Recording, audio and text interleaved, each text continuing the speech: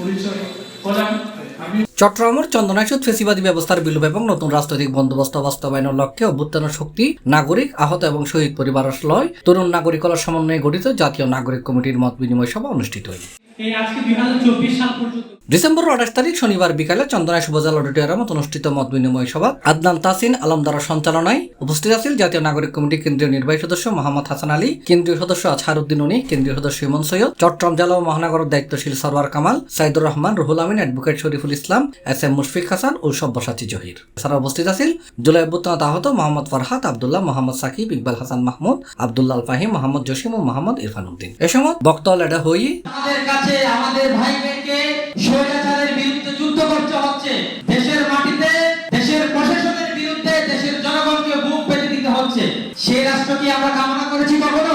চন্দনাইশের মানুষ, চন্দনাইশের জনগণ, এটা আউলিয়া গ্রামের প্রসিদ্ধ এলাকা। এখানের মানুষ আন্দোলন সংগ্রামে সবসময় সামনের কাতারে ছিল।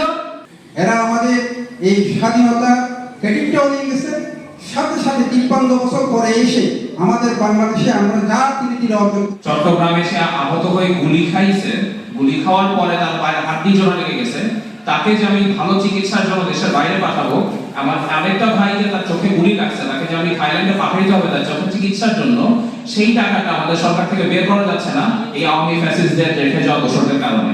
মত বিনিময় সভায় আরো উপস্থিত আছেন মোহাম্মদ মাহফুজুল ইসলাম, আব্দুল মান্নান, আনসারউদ্দিন, জয়নাল আবেদিন, তৌহিদুল ইসলাম সাইদ, ক্যাপ্টেন আতিকুল্লাহ খান সহ আরো বহুত কেউ।